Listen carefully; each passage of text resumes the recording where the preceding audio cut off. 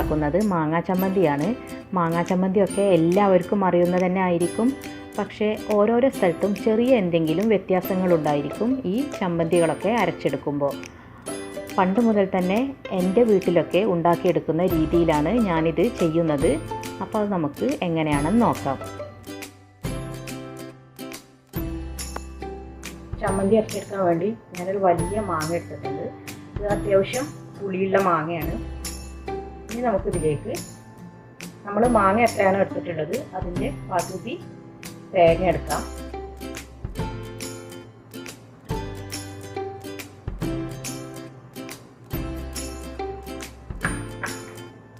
ഇനി ഇതിലേക്ക് ഒരു ചെറിയ കഷ്ണം ഇഞ്ചി, വളരെ ചെറിയ പീസ് മതി. പിന്നെ ഒരു 2 ചെറിയ വെളുത്തുള്ളി, പിന്നെ കുറച്ച് കറിവേപ്പില. പിന്നെ വേണ്ടത് വറ്റൽമുളകാണ്. ഞാനത് ഡ്രൈ റോസ്റ്റ് ചെയ്തെടുത്ത വറ്റൽമുളകാണ്. ഇത് ഓരോരുത്തരുടെയും എരിവിനനുസരിച്ച് എടുക്കാം. ഞാനിപ്പോൾ ഇവിടെ 6 വറ്റൽമുളക് എടുത്തിട്ടുണ്ട്. പിന്നെ വേണ്ടത് ഒരു 1/4 ടീസ്പൂൺ പഞ്ചസാര. ഈ പഞ്ചസാര കൂടെ ചേരുമ്പോൾ നല്ലൊരു ടേസ്റ്റ് ആയിരിക്കും ഈ ചമ്മന്തിക്ക്. നല്ല പുളി ഒന്ന് ബാലൻസ് ചെയ്യാൻ വേണ്ടിയിട്ടാണ് നമ്മൾ പഞ്ചസാര ചേർക്കുന്നത്. ഇനി ആവശ്യത്തിന് ഉപ്പും കൂടെ ചേർത്ത് നല്ല തരിതരിപ്പായിട്ട് നമുക്ക് ചമ്മന്തി അരച്ചെടുക്കാം. നല്ല ഫൈനായിട്ട് അരച്ചെടുക്കരുത്, അപ്പോൾ ചമ്മന്തിയുടെ ടേസ്റ്റ് തന്നെ മാറിപ്പോകും. അപ്പോൾ നമുക്കിത് അരച്ചെടുക്കാം. ഞാൻ ചമ്മന്തി അരച്ചെടുത്തിട്ടുണ്ട്. ഈ ഒരു കൺസിസ്റ്റൻസിയിലാണ് നമുക്ക് ചമ്മന്തി അരഞ്ഞു കിട്ടേണ്ടത്. അധികം അരഞ്ഞു പോകരുത്. ഈ ഒരു രീതിയിൽ നമുക്ക് അരച്ചെടുക്കാം.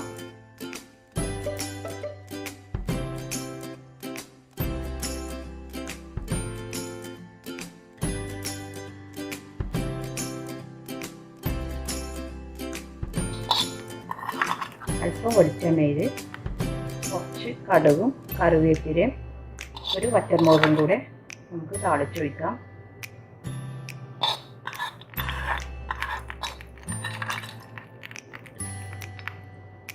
ഇത് കഴിക്കുന്ന നേരത്ത് നമുക്കതൊന്ന് മിക്സ് ചെയ്തെടുത്ത് കഴിക്കാം.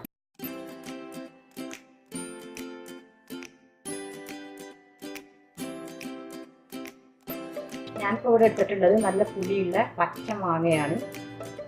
അതിന് പകരമായിട്ട് കുറച്ച് പഴുക്കാനായ മാങ്ങയാണെങ്കിൽ ഇതിലും നല്ല ടേസ്റ്റ് ആയിരിക്കും. അപ്പോൾ നമുക്ക് പഞ്ചസാരയുടെ അളവ് ഒന്ന് കുറക്കാം. അപ്പോൾ നമ്മുടെ തേങ്ങ ചേർത്ത മാങ്ങാ ചമ്മന്തി ഇവിടെ റെഡി ആയിട്ടുണ്ട്.